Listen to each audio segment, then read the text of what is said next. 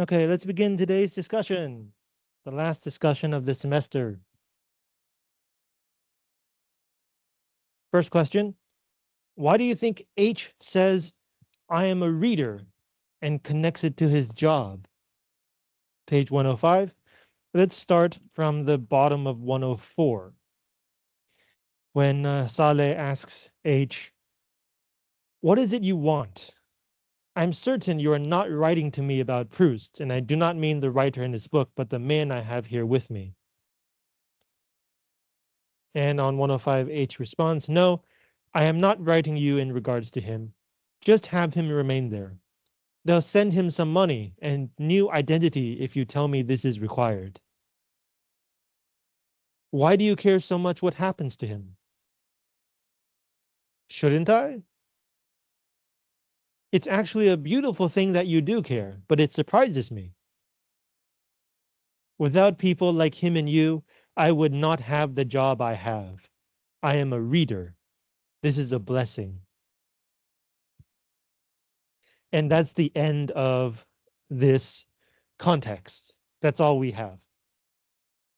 So what do you think H means when he says that he needs people like Saleh and the guy who reads Proust in order to do his job, or in order for him to have this job? Why is he a reader, or how is he a reader? Is a state interrogator a reader? I mean, he kind of is, right? He has to be able to read people. He has to be able to understand the stories that people tell him. So even though he is not at his work a literal reader, he uses the skills that writers invent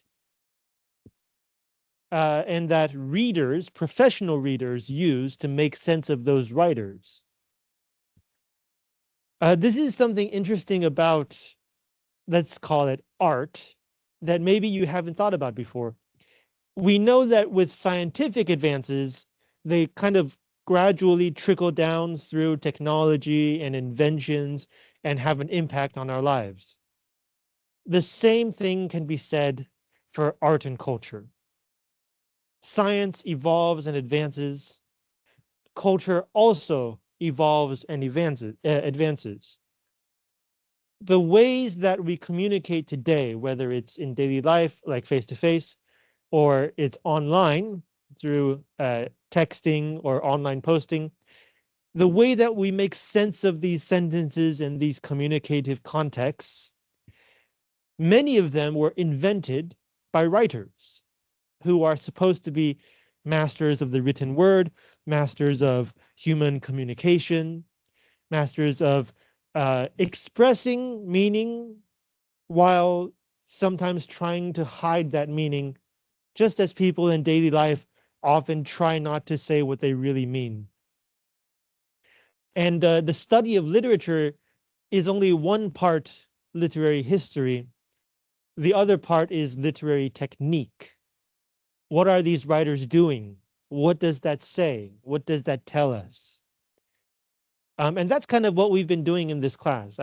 Every week I've been pointing out a few moments in each week's assigned reading and saying, hey, this looks kind of interesting. What's going on here? But of course, every week it's always just pages of text. What those pages of text mean depends on the techniques that writers and artists have advanced and evolved over centuries. So if you hop in a time travel machine and you go back to the days of Shakespeare and you try to explain this novel to a literature person back then, first of all, you'd have trouble communicating because they spoke a different kind of English. But let's assume that you could understand each other. They would not be able to get a lot of what you're saying, not even because of like the historical context, like ISIS and America, but like what each sentence is meaning, is doing. A lot of these techniques had not been invented yet in Shakespeare's day. Culture also evolves. So H is not a producer of culture. Elsewhere, he says that he is a uh, culture specialist state interrogator. Like he focuses on people who work in the cultural sphere. But the way that he talks to people, the way that he tries to understand what culture people are doing and saying in order to help the state control them, those techniques are also drawing from the techniques that have been invented and evolved over centuries. And if we had a lot more time, I would talk about probably the most relevant technique, which is psychoanalysis, which is like the most suitable technique of literature to talk about when thinking about human interactions, especially when, as I'm sure is true for H's job, a lot of the people that he talks to doesn't actually or don't actually want to tell him the truth. Psychoanalysis is a great tool for trying to figure out what people don't want to say. And psychoanalysis it was not born from literature, but Freud advanced psychoanalysis through case studies. In other words, he wrote up what his patients told him into stories. And then he used those stories to explain and advance psychoanalytic tools. So even though Freud had real patients, his techniques were also literary techniques in large part. So there are many ways to understand H's idea that he is a reader and needs writers like Saleh in order to have his job, right? One, he's a culture specialist. Without culture people, there's no need for his job. And the other is the way that he interacts with people, reads people, understands people, is based a lot on how writers and culture have shaped those understandings and techniques. We can also add the similar but not exactly the same reason that um, writers are often more honest in writing, whether that's intentional or not. So if H really wants to understand and control writers, he needs to be able to understand their writing. So his job also includes a lot of reading.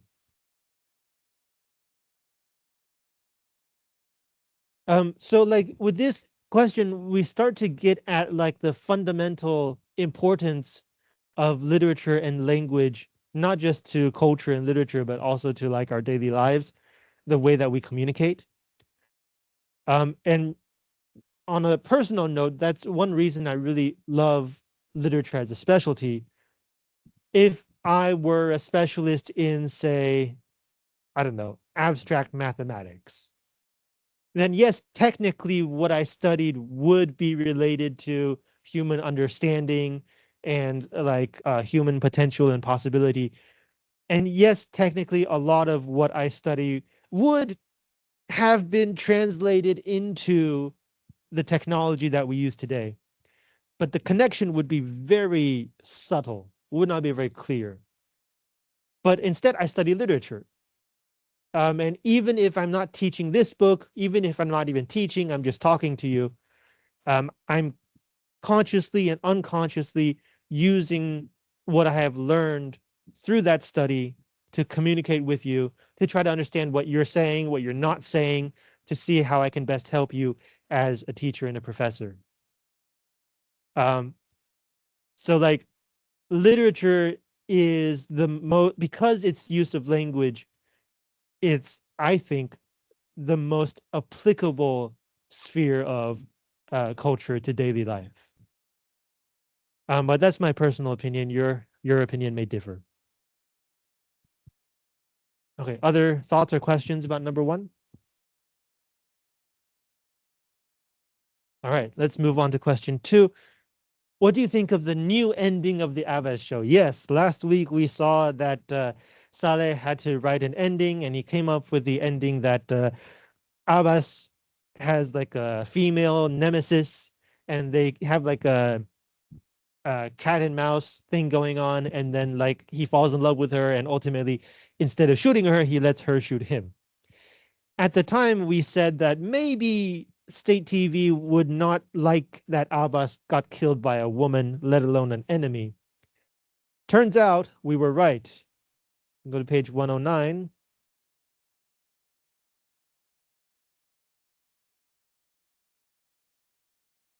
Um, he has been asked to write a new ending for the Abbas show. Suddenly, I had the end of the Abbas show in sight. He would not be felled by an enemy sniper whom he had fallen in love with, but rather he would save a platoon of Kurdish women, his occasional allies and occasional enemies, depending on the time of the year in Mesopotamia. He would put his body and his soul in between them and the enemy as they approached the heights in which the Kurds were trapped. The greatest sniper in Mesopotamia would make one last stance to save the women. He would not be killed by one woman, he would die for many, heroically, rapturously. This melodrama, I thought, state TV surely had to accept. I was back to being a writer, even if what I wrote was questionable at best and hack work at worst. I didn't want to think about that. Okay, so yes, this is more traditionally chivalrous, right? Uh, Instead of the guy dying for an enemy woman, he dies for, at this point in the story, allied women. So politically, it seems to make more sense. So the question, what do you think of this new ending? I guess it's more politically correct, but you'll note that the Kurds are only occasional allies. So if dying for an enemy sniper is politically incorrect, this ending is only politically kinda correct because they're only allies half the time. It also makes use of another stereotype that you and we may not be very familiar with, but the novel itself points out to us. Very early in the novel, I don't know if you remember, Saleh thinks of these Kurdish fighters, these Kurdish women fighters, as like angels. I think we talked about this in week 1. See if I can. I'm sure the first half of this uh, file doesn't have the word Kurd. Okay, yes. So all the way back to page 5. The photographs in my phone were an unlikely combination of portraits of Kurdish female fighters from up north and highlighted pages, blah, blah, blah. Uh, was it here? Okay, so maybe it's the second mention on page 6.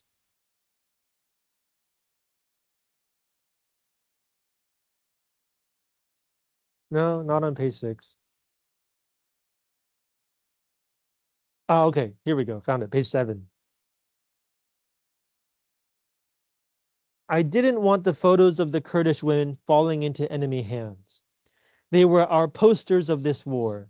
Those unsullied faces, which means they have not been made dirty, carrying rifles while smiling into my camera and 1,000 other cameras that had captured and beamed their images around the world. These women humored me, even though they knew sooner or later they might have to fight us too, like they fought the Turks and the Syrians. They were beloved by the world. They were darlings. There was a freshness to their gazes and to their perfect suffering that was completely disarming. They were everything we were not. They were beautiful. They were angels. So this image of the Kurdish women fighters, if you remember last week, we talked about how like war basically doesn't include women, maybe a couple, but most of the fighters are men. So first of all, the fact that we have an entire group of women fighters is already quite special. And then they are Kurdish. And if you know anything about Kurds, you know that they are a long-suffering minority in the region. They've long tried to establish their own country, but no country will let them do it. So uh, Saleh kind of mentions this, right? They might have to fight us, Iranians. They had previously fought the Turkish, fought the Syrians. Um, so they're women in a world of men. They have multiple battlefronts, multiple enemies, depending on the situation, instead of having one of those 1,000-year grudges against one uh, certain enemy. And uh, instead of being just another group of dirty fighters, they I think we can say that they wage a media campaign to promote their efforts, so that there are lots of photographs of them looking really good floating around the internet. So these 3 points make them quite special in terms of Middle Eastern conflicts. And if we think about the ending of the Abbas show, that Saleh writes here, Abbas dies for this group of women.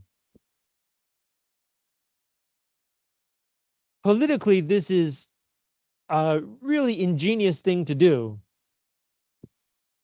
because this group of Kurdish women fighters is already thought of as special in the region. So Abbas isn't just dying for any random group of women, he's dying for this special group of women. And at the same time, Kurdish fighters are often thought of as fierce and brave and like really good fighters. So they, like in the real world, they probably wouldn't need Abbas to protect them. But in this story, by making these Kurdish fighters the damsels in distress who need the knight in shining armor to save them, culturally speaking, it puts Iran above the Kurds. It's saying that the Iranian Abbas is stronger, more capable, a better fighter than these Kurds, even though he dies for them. So this ending is actually kind of genius. It lets Iranian state TV eat its cake and have it too, right?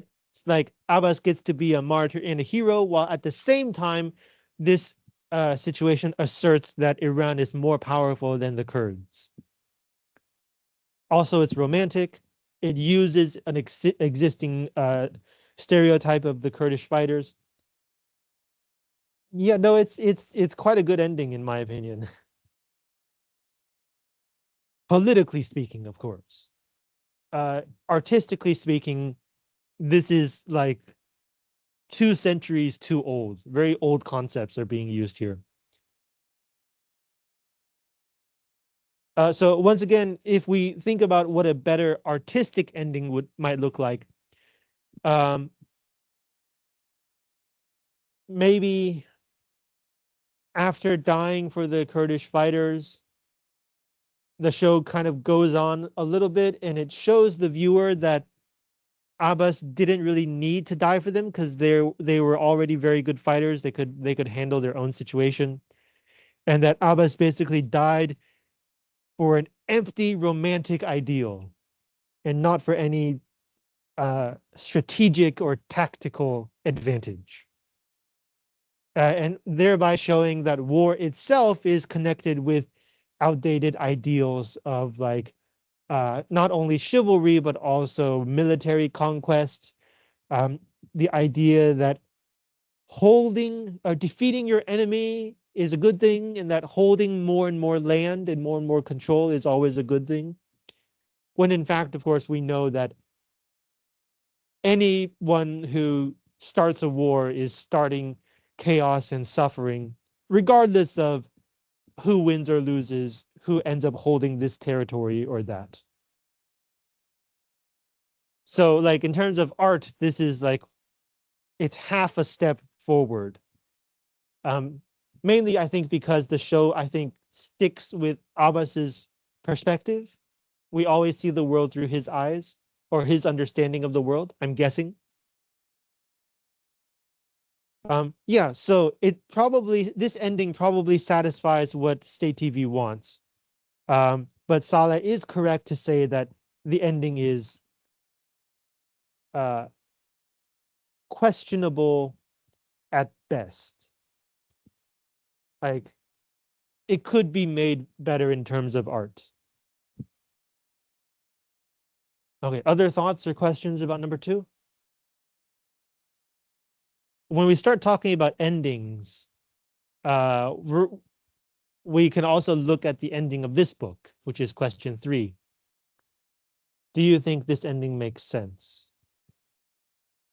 Okay, so let's look at chapter 15. It's a short chapter. It's you add it up, it adds up to 2 pages. So let's read this together. It was inevitable, an Abbas sequel.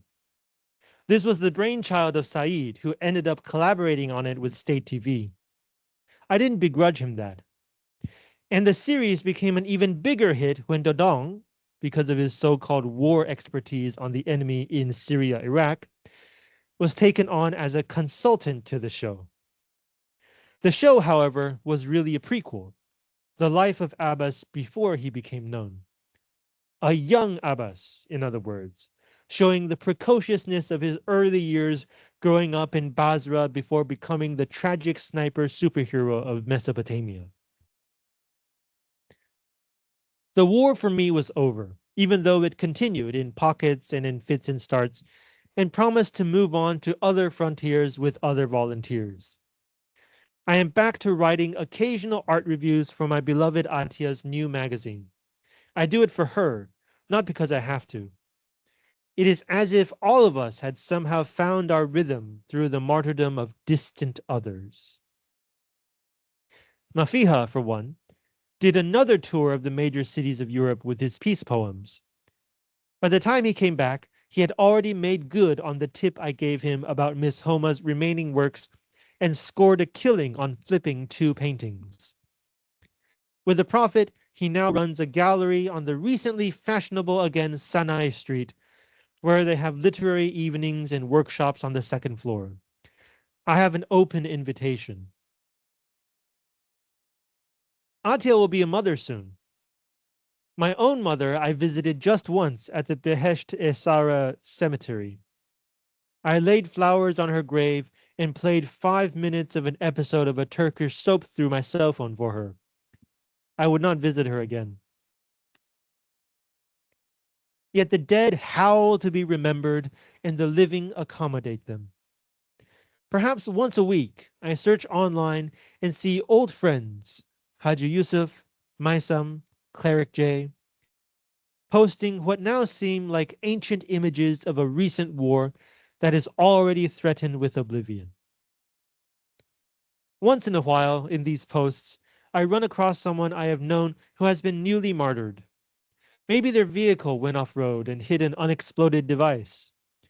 Maybe they were taken down by the few remnants of the enemy who still lurk in the shadows. It's these fresh ends that really rub one the wrong way. They grate against the reality of everyday peace and make you suspect that what you did was of absolutely no consequence. The only thing worse than losing a comrade is losing them dumbly post-combat. This is what I told Interrogator H the other day over a cup of coffee. He's back at his station and, in fact, never left it. I asked him, "Why did you want me in Erbil? What did you expect to happen there?" The ocean is big, and one tries one's hands at everything. Are you a philosopher now? I always was. Then he asked about Proust. He knows that I sold the earlier work Miss Homa had given me and finally enjoy a comfortable life. I sent enough money through Cleric J to provide for Proust to join the Syrian refugees en route to Europe. He was almost robbed and killed twice and nearly drowned once, but he finally made it. He now lives in Marseille and has streaks of blue in his hair. I do not know why he is in Marseille and not in one of the designated refugee camps in Germany or Austria. I told him to go to France, and he obliged. That is all I know. His status is still unclear, and he may be deported yet. What is he to tell the authorities in Europe? That he cannot go back to his country because they'll think he's a ghost, a martyr returned from the dead? For now, at least, he remains with blue streaks in his hair in the land of his beloved namesake, and he's content with that. I told H all of this and asked, "Are you not sometimes afraid of having to answer to your superiors for your highly unorthodox ways?" "I interrogate culture, Saleh. They are a bit lenient with regards to my specialty. Besides, no one can touch me in relation to you. You are considered one of the defenders of the holy places now. You're not an enemy of the state. You belong. Don't forget, you also wrote the original Abbas Sniper Legend and Fist of God." Wow, this title, Fist of God, wow. There was a sneer in H's voice when he said this, as if he were telling me I smelled bad and that this was good. In return, I didn't tell him that I had taken it upon myself to supply that faraway enemy scholar with the information she wanted about the old Jewish ghetto of Tehran. After a while, I even became something of an authority on the fabled Paminar district in southern Tehran, with its little alleyways and remnants of the seven synagogues lane. I put together a nice collection of photographs and archival material for her and sent it all from the new email address. It took a month, but she finally wrote back, "Thank you." It was elegant, this simple note from her. Nowadays, whenever there's a feast at my own synagogue across the street, I stare at those chandeliers, close my right eye, and allow my left eye to become a dazzle of colors and shooting lights. It is at times like these that I remember our ghosts up and down the breadth of these lands.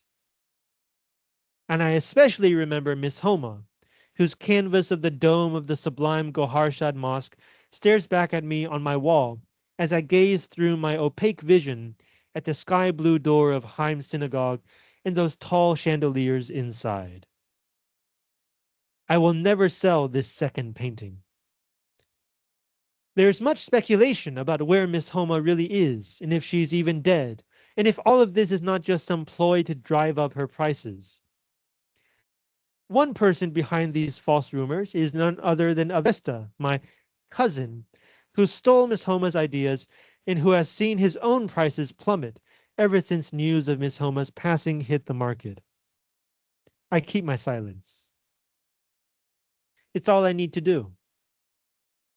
Because the business of the living is always too immensely turbulent to stop at anything for long. As early as next week, for example, one of the Martyrs Foundations to which Miss Homa left a number of works is holding an auction of 3 of her paintings. The auction, naturally, is to take place at Mafiha's new gallery, where the richest men and women of the city have been invited. On the surface, the proceeds will go to the families of the martyrs, particularly those who left behind young children. But of course, a good half of the take will be skimmed right off top by the people who run the foundation, with another 15 to 20% to the auction house. This leaves only a fraction of what Miss Homa originally intended, and there's bound to be a fight over that sum too. You could say that this is inexcusable, but no, it is an acceptable loss, like a broken and brave Frenchman, minus his joie de vivre, finding immortality at the eye of the horse. If you don't know, joie de vivre means joy of life. Yeah, so that's the ending. Do you think that makes sense? Let's take a closer look at what each part of this ending is doing. It's the last chapter. The author is trying to tie everything up together to give closure to all the different plot points. So first off, the TV show gets a sequel, and the author's two nemesis, Saeed and Dadong, benefit from this sequel. And in fact, their participation makes it an even bigger hit than the original. I think this kind of fits. Uh, the author, or sorry, Saleh never really liked this TV show thing in the first place. He thinks it's hack work. He's being forced to write it. But of course, people like Saeed and Dodong don't care. According to Saleh, they have always been doing hack work. So it makes sense that they would join the new show and that they would benefit from it, that they would even make it a bigger hit than the original, because they really do believe in making money from making this TV show. Uh, the author, or sorry, Saleh, uh, first of all, in the present tense. So we can say that the first 14 chapters were Saleh looking back on his experiences, but here he's telling you about what's happening now. He's no longer fighting. He's back to writing. He's working for Atia's magazine. His boss. So I think that fits. He was always a writer. Uh, Even he himself was not quite sure why he was fighting. So yeah, he's back writing. He's doing art reviews, which were his specialty because he knew Miss Homa. Working with and for Atia.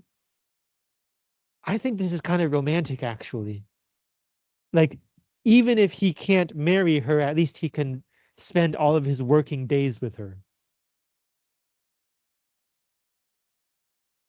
And then her husband, his boss Mafiha, still famous, now has an art gallery, and is still very hospitable to Saleh. To me, this kind of proves that he is a nice guy, because like it's his wife's kind of best friend slash could have been lover, but he's still so nice to him, even though, as I'm sure you'll agree, Saleh is not the most easy person to get along with. So he has a gallery, and on the right hand side, we see that the gallery is in charge of selling Miss Homa's paintings to benefit martyrs, with some corruption in the middle. I think that also fits Mafiha's image, right? A person who looks like he's doing good, but always gets a little benefit for himself. At least it's better than someone who, like Tadong or Said, who are actively pro-war. Saleh doesn't visit his mother more than once. We saw that they did not have a good relationship. So he did his filial duty. He's not part of the war, but once in a while he catches up on the latest news, see another person who dies. He has a concluding conversation with H.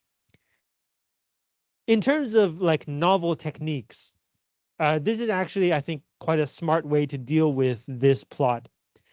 Now that Saleh he's not fighting in the war, he has no reason to run around and leave Tehran. This novel's author had to find a way to tell us what happened with all of the plot points related to Saleh running around. So, like, especially with the Proust guy. And so instead of like showing us, he puts this information in a conversation between Saleh and H, which I feel like is quite natural. This is something that they would discuss. And so we also just happen to learn about what happened to that guy. And what happened to that guy? He loves French literature, ends up in France. Great. Of course, it can't be a too happy ending, so he might get deported, but at least he's now currently where he wants to be. I mean, after all, if you think about it, death is just another deportation. So all of us might be deported at any time.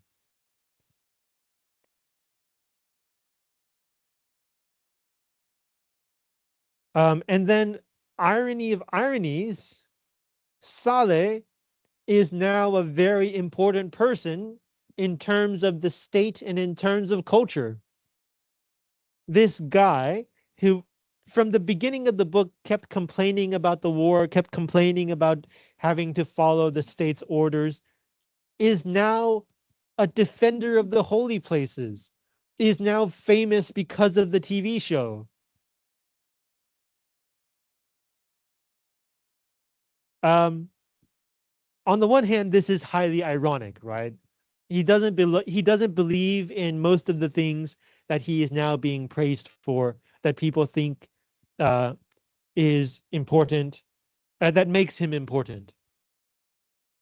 However, on another level, it feels fitting because he is our narrator and protagonist. When we read this book, we can't help but root for him, kind of support him, want to see him do well, because it's his story that we're reading.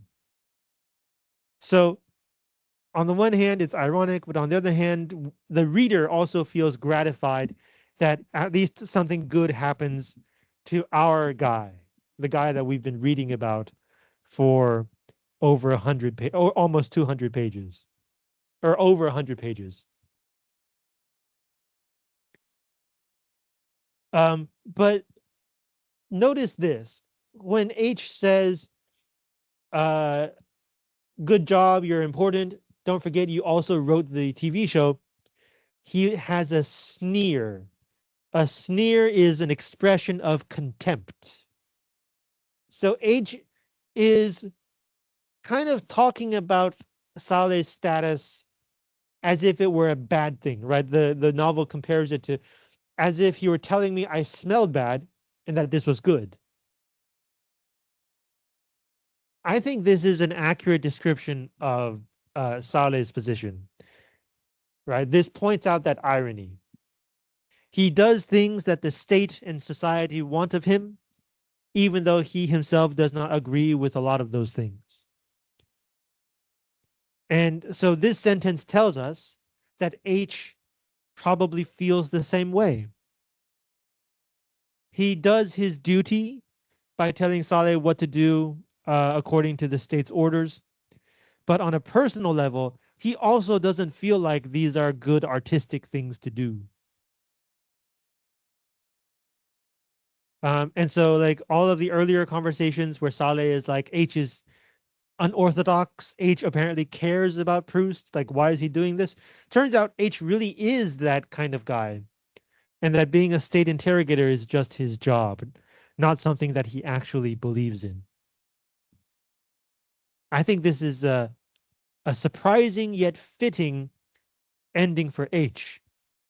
H is like someone that Saleh talks to like the most frequently, maybe as frequently as Atya, and to finally learn that they do in fact share many values, cultural values, is a kind of comfort, I think. Let's take a short break and we'll continue looking at the ending after the break.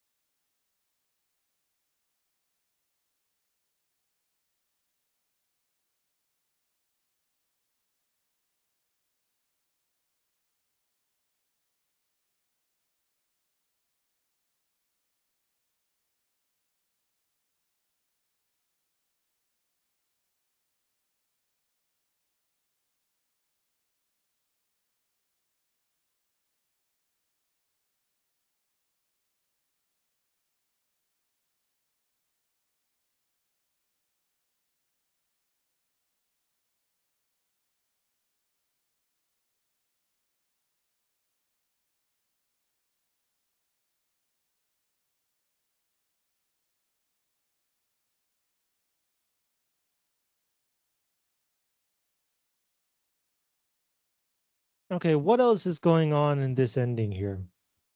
So if you remember last week, some Western academic wrote to Saleh asking about the synagogues of Tehran. Synagogues are where Jewish people go to worship.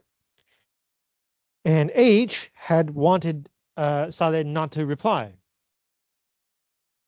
Well, here Saleh secretly replies, gives her the relevant information, and himself becomes a bit of an authority, like kind of a source for academics to go to when they need this information. I think this is good. It means that Saleh is now like taking a bit more control and agency over his own life, making his own decisions. Um, and this is especially relevant to him because it's part of the cultural world, helping to establish knowledge, academic knowledge about his own city and his own uh, district of the city. I think that's pretty cool. And then he pauses to point out that her thank you note was elegant and simple. I think this is a good, strong contrast to all of the propaganda and crap that the Iranian state and his so-called co-workers keep saying every day, right? Everybody in this book, almost everybody in this book who lives in Tehran has some kind of angle, is always trying to promote something or add some spin on a situation, trying to make themselves look good to gain some advantage. But here, her reply is very simple, just a thank you. No other conditions, no other promotion. Very simple, very elegant. And I think it's noteworthy that she isn't from Tehran or Iran or even from the Middle East. She is a complete outsider. And so this external perspective highlights how difficult it is to engage in sincere communication in Tehran, in Iran, even in the Middle East. And then we have a bit about Saleh's eyes. We began the novel also with Saleh's eyesight. Um, so it's a callback to the beginning of the book, and callbacks give us readers the feeling that the book is ending. Even if you don't look at the page count, you can feel that the end is coming. We see uh, that he keeps one of the two paintings Miss Homa gives him. He has enough money for himself. He's keeping this painting as like a memory. And then, of course, we have some art world shenanigans related to Miss Homa. Those things don't change, right? The art world doesn't miraculously become better because the novel is ending. People are still fighting over Miss Homa's legacy.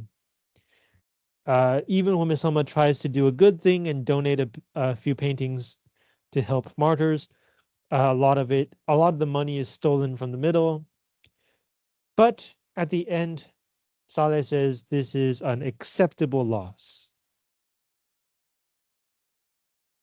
I think this is a big change from how Saleh feels throughout the novel. Throughout the novel, he keeps saying, like, oh, it's a waste, there's no meaning, why are we here? But here, the loss is acceptable. Acceptable means that there's something worth paying this price for. That even though this is a setback, this is some kind of cost, but after you pay this cost, you get something even more important. That's what acceptable means. But what is Saleh thinking of? Paying this cost of corruption, what benefit does he see? If we can't find like a specific benefit, maybe he's talking about like at least some of the martyrs' families will get some money. And I guess a little money is better than no money. But the fact that this is the last paragraph and that this it is kind of vague. And then he also compares this to a bigger image that we're going to get to in a second. I feel like he's also talking about life in general. Throughout the book, he's always been very cynical about things, but he isn't dead. He never tried to be a martyr, never tried to kill himself. He made it all the way through the novel. Maybe at this point, he's starting to feel like, maybe life is worth actively living. Maybe being a cynic all the time is not the answer. So, all the stuff that he has been complaining about for the past 8 weeks of our reading time, maybe here he's saying all of that is acceptable as long as we continue to be able to live life and enjoy the good things of life, such as Miss Homa's paintings. And then he makes a very strange comparison. Like a broken and brave Frenchman, minus his joie de vivre, finding immortality at the eye of the horse. I believe this is talking about Marcel Proust, the actual Proust, not the guy in the novel, but the actual French writer. So this is the last sentence of the book. It therefore is supposed to be very important. I'm sure the author thought very hard about how to end this book. And he ends it by comparing uh, everything that we have read before, all of the bad stuff, to one of the great masterpieces of modern French literature, saying that that the people involved are broken and brave. Maybe they've lost their joy for life, but they find immortality in the middle of this situation. So I guess the closest comparison would be to Miss Homa, the person. Right? Miss Homa also ended up kind of disillusioned with life. She wanted to die. And the way that she found her death was quite courageous. She starved herself instead of doing something easy. So it's true, she had lost her joy for life, but she found immortality through her paintings and maybe through her martyrdom. Not through her martyrdom, because nobody can agree whether she's actually dead, but through her paintings. So just like Proust found immortality through his writing, Miss Homa found immortality through her painting. And so this ending is actually important because it symbolizes the importance of art, which is something that we've been seeing in small glimpses throughout the novel. Miss Homa's paintings, and then like every time Saleh has to write something for somebody else, he always complains that it feels like he wants to write something more important. Maybe even he wants to go back to fight the war. That feels more important. But the fact that he complains about what he writes, or what he's forced to write, tells us that he has some kind of internal standard for, like, if he wrote something else that fits that standard, maybe he would finally be satisfied. So he's still a writer at heart, unlike Said, unlike Dodong, unlike Mafiha, who all seem pretty satisfied with what they are writing. Saleh is never satisfied with his work. He's always trying to be able to write something more sincere, more honest. And those are the only glimpses of art that we have throughout this book.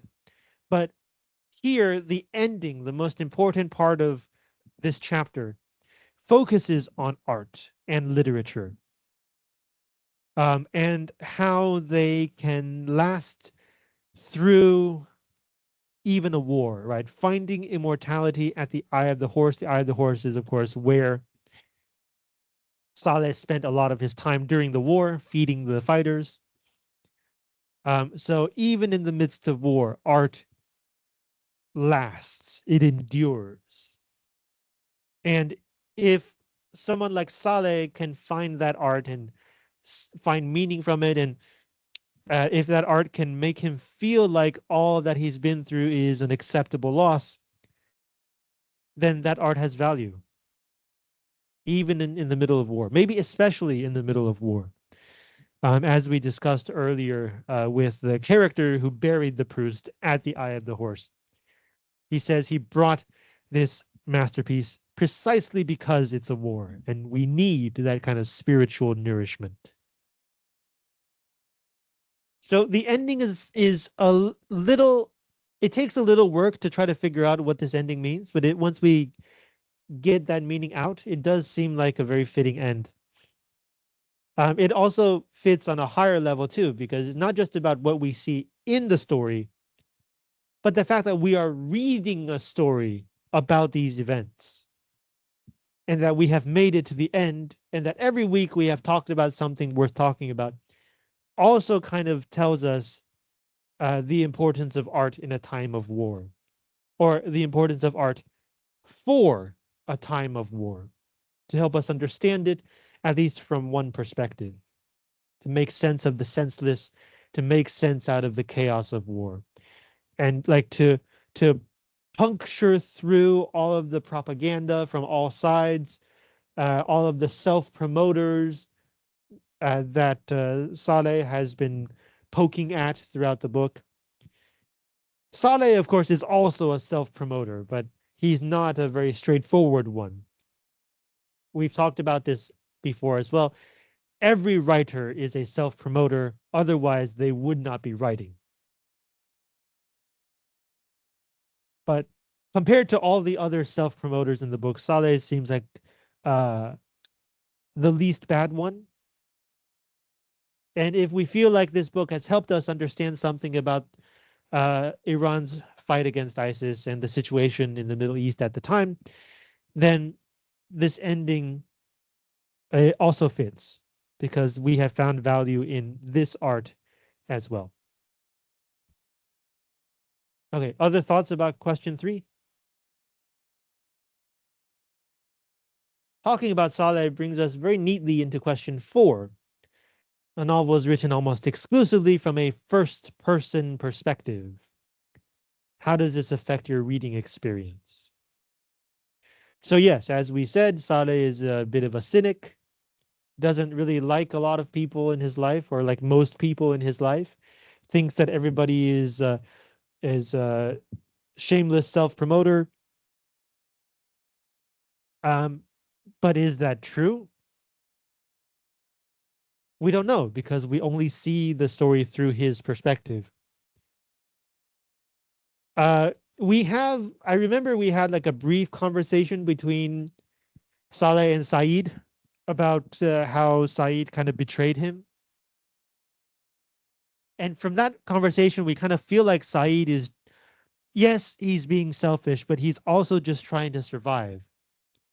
Saeed is also a journalist, maybe not a good one, but he is a journalist. And in a society like Iran's, being a journalist is not exactly a very safe and successful job. So maybe from that hint, we can guess that if we saw this story from other people's perspectives, those other people might end up looking less cynical, less selfish. Maybe they have more justifiable reasons for doing what they do. The clearest example is Atya. Sade and Atya have a long debate throughout the book about whether she should have married him, whether she should have married Mafiha, why she uh, tries to keep helping Sade. And like those conversations are the few times in the book where Saleh is proven to be limited and sometimes even wrong. That he is not, in fact, all knowing. He is not 100% trustworthy. Sometimes he does get it wrong as well. So it would be quite interesting to see uh, how Atya looks at him, what she thinks of him. And that same curiosity could be applied to a lot of the other characters in the book as well. How does Mafiha see Sade? as a poor romantic who doesn't understand how the real world works? Or maybe something else? What does the world look like through H, his perspective, as a state interrogator who loves culture but can't work as a writer or artist? He has to work for the state instead. So, like, thinking about these questions reminds us that this is, in fact, a very limited scope of story. There are so many ideas and experiences that we don't get to see. But there's a trade off, right? All these things we don't get to see. One thing that we get from this limited perspective is depth and coherence. So we're not just spending a little time with Saleh, we're spending all the time with Saleh. We get all of his deepest thoughts. We see a full range of his own experiences, whether it's with Atia or with Miss Homa or with H or with his mother. And because all of these experiences belong to one person, we also get a sense of coherence. We're not jumping around from this person to that person. We don't have to try to fit things together. They already do fit together. They fit together around the life of one person. So it's a trade-off. Advantages, disadvantages. And maybe you're thinking you might have enjoyed the story better if we had multiple perspectives. But maybe if the story did have multiple perspectives, you might think, or you might have thought that you would want to spend more time with one perspective. The grass is always greener on the other side. Yeah, but this is a good reminder that it's a limited perspective.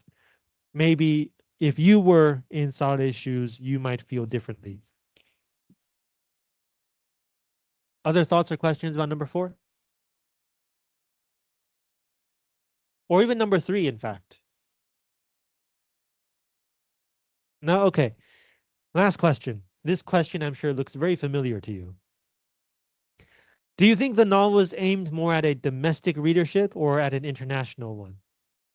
In other words, to what extent can it be considered world literature and why?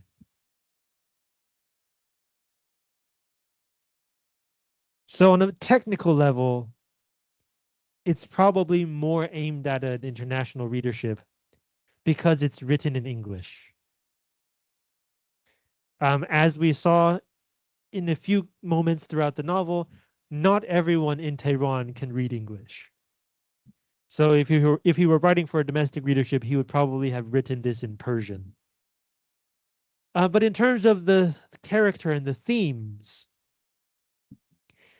it also seems like it's more for an international readership. Saleh portrays himself as the only honest voice about the war against ISIS. Everyone else is a cynical self-promoter. Even Mafiha, who calls for peace and writes peace poetry. According to Saleh, Mafiha does this for his own benefit. So Saleh is, or the author is positioning Saleh as a communicator, a bridge between Iranian society and the Western world. Saleh is presented as someone who helps the Western world or the international world understand what Iranians think and feel, what they're going through during this period of time. And it's, at least to me, it's a very blatant attempt to cater to international readers.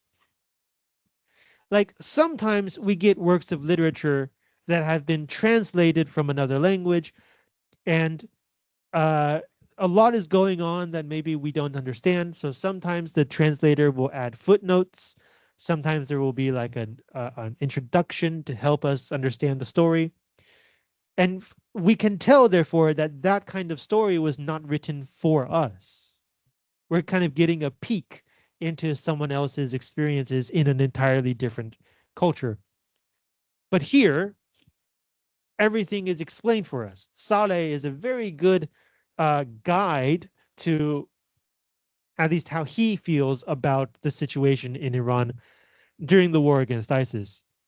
So, like, it looks like this book, one of the purposes of this book was to explain to international, especially Western readers, what it felt like to live in Iran as a man during that time, as a man of culture, let's say, a writer. That's why Saleh is presented as very different from all the other writers. That's why there are so many explanations hidden throughout the book. We don't just, like, every time the book presents us with an Arabic term, it is immediately followed by the English. That itself is a key uh, clue that the author is in fact writing for an international audience who may not know Arabic, or sometimes Persian. See, we can't even tell the difference because it's all been explained to us. So the second part of this question, to what extent can it be considered world literature and why? Uh, as I just said, there are two kinds of world literature: one that is not written for the world, but is deemed to be important enough to be translated and included in world literature, and the second kind, which is written for the world on a topic that the author and apparently the publisher and readers think is important for the world to know. And this book fits that second type. Written for the world to read on a topic of global importance. The war against ISIS is very important. And it's from a perspective that the West doesn't see very often, and I should say the world doesn't see very often, which is the Iranian perspective. Even in the Middle East, most of the countries around Iran don't like Iran. So, like, never mind the Western world, even in the Middle Eastern world, we don't have, I don't think we have a lot of literature from the Iranian perspective. So it can be considered world literature because it offers a new perspective on global events that is seldom seen, and because the author deliberately presents his work as writing to the world, not just to his own people. And in fact, those are some of the main reasons why I chose this book. I said when I was introducing this book, it's about a topic from a place that you have probably not read anything about. And that's why we're reading it. So, in those terms, it could be considered world literature. Okay. You guys have thoughts about today, or the book, or the class, or life in general, about graduation, or the possibility of graduation? No? Okay. So that's the class. Um, Next, I'm going to make a few announcements, and then finally, we'll get to the final exam. So this is just a reminder that if you feel like you may need some more points, there is an extra credit that you can do.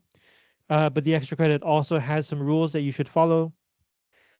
You can take a look at this if you have time. And the deadline says December 29, which is the same deadline as your final exam. However, due to my own personal schedule, I may not have time to read this or the exams until next year. So let me show you the real deadline, if Moodle will let me.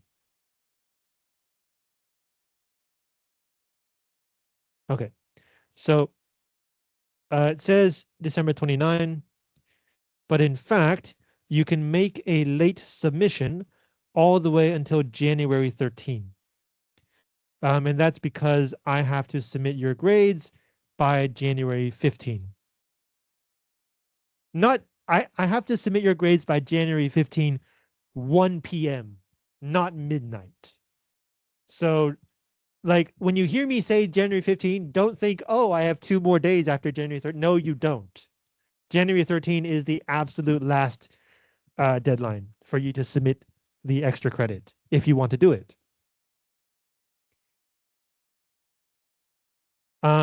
Yes. And if you do decide to do the extra credit, don't use Google Docs. please don't use Google Docs. If you do use Google Docs, pay attention, because if you save it as a Microsoft Word file, you might encounter this issue. The extra credit does have a word count requirement, but sometimes if you save a Google Doc as a Microsoft Word file, it will count each letter as a word. So maybe it says 2,000 words, you're actually only writing 300. The best way to avoid this is not to use Google Docs. The second best way to avoid this is, after using Google Docs, copy the whole thing and paste it into Microsoft Word instead of saving it as a Microsoft Word file. Yes, and for the extra credit and for the final exam, if you are not sure whether your answer meets all the requirements, you're free to email me a draft of your answer before the deadline, and I will tell you whether the format is correct. But just because I say the format is correct does not mean you will get a high score, just that the format is correct, if you want. Okay, questions about the extra credit? All right, finally, we get into the final exam. I just want to remind you of these exam rules. They are very important. Your answer must be an English essay with multiple non-itemized paragraphs. So it has to be an essay, not a list, has to have paragraphs, has to have more than one paragraph. And your paragraphs cannot be a sneaky little list. It has to look like an essay, not like a number of points. Doesn't matter if the list is numbered or uses bullet points or uses no points at all, it just looks like paragraphs. If it's a list, that's not what I want. Now, the exception is you can say first, like you can write out the words first, second, third, or firstly, secondly, thirdly. That's fine. But don't just like hit me with point, point, point, point, right? Make it look like an essay. The standard of grading will be looking at accuracy, logic, and source. So what evidence from the novel are you using to support your answer? Where in the novel does your evidence appear? Like what page? And does it actually support your answer? Does the logic make sense? Those are the three things I'm looking at. Please give at least 4 different discontinuous pieces of specific evidence from the novel. So at least 4 pieces of evidence. Discontinuous means please don't give me 4 sentences in a row, unless you can explain why each sentence is actually saying a different thing. But it's better to look at 4 different parts of the novel, at least 4. Your evidence must be specific. So you can't just say something like, Saleh is a cynical guy. You have to give an example of that. And when you tell me the page number, please tell me right next to the evidence. Don't give me a list of page numbers at the bottom of your answer. When I see your evidence, I want to see immediately where it is. Quick note, the introductory stuff, like who is Salar Abdoh, what has he done, that stuff is not valid evidence. Your evidence has to come from the novel, not from the author introduction. You can also use other sources. You don't have to. This question is designed so that you don't need other sources, but you can if you want to. But you can't talk to anyone. You can only talk to me about this exam. And if you do use external information, please also give me where you found it right next to the evidence. So if it has a name, give the name. If it has a web address, give a web address.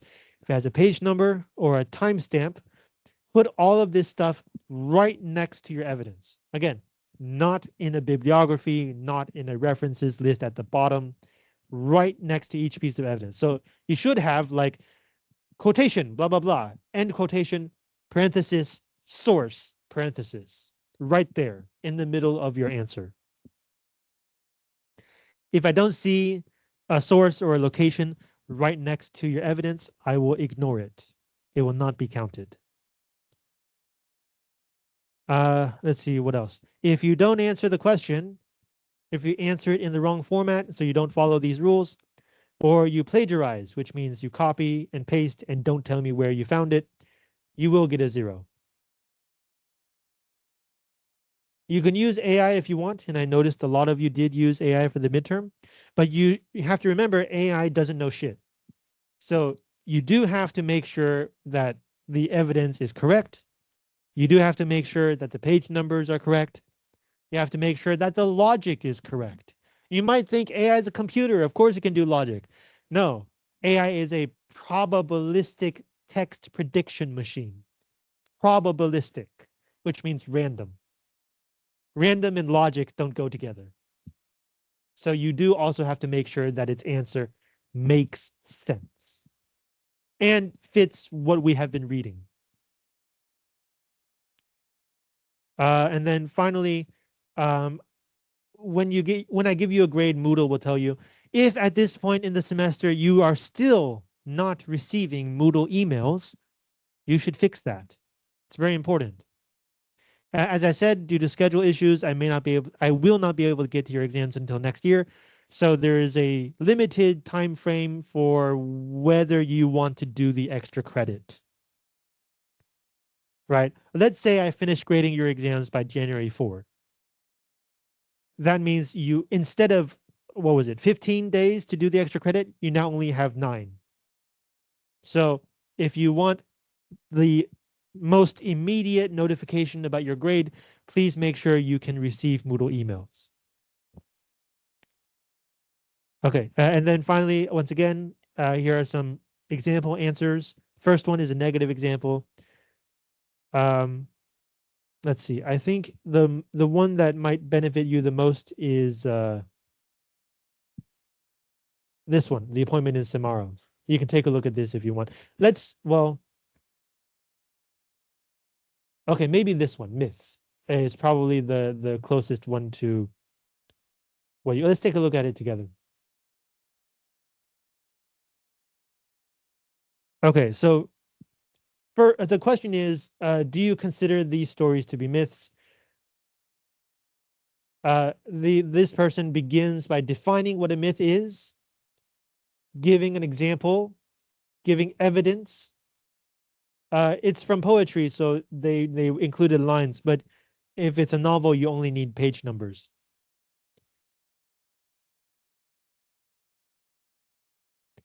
And then gives another idea, another part of the definition of myths. Again, evidence, line numbers. After defining, then they get into their answer. For each story, the first story, they think it is a myth, gives evidence, gives a page number, and then explains that evidence. Second story, they think it's not a myth, so they answer the question. Evidence, page number. You start to see the pattern here. So if you're interested, you can take a closer look at this. Okay, questions about exam format. All right, the exam will begin at noon, but we can take a sneak peek at the question now, or questions. Okay, hang on, let me magnify this. Okay. Please read carefully the exam rules on Moodle before proceeding. We just did that. Answer one of the following questions. If you answer both, I'll give you the higher grade. Number 1, Saleh says that the war in Iraq was a lie. Judging from the contents of the novel, and not just from Saleh's thoughts and attitudes, do you agree? Why or why not? So this middle hint is telling you to don't just consider what Saleh says, also consider what other characters do. Things that Saleh might be interpreting for you. Do you think that this war is a lie? Number 2, do you think the author might be trying to convey a message? If so, what is the message?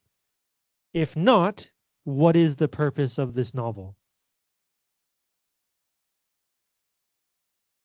Can a novel have a purpose outside of a message?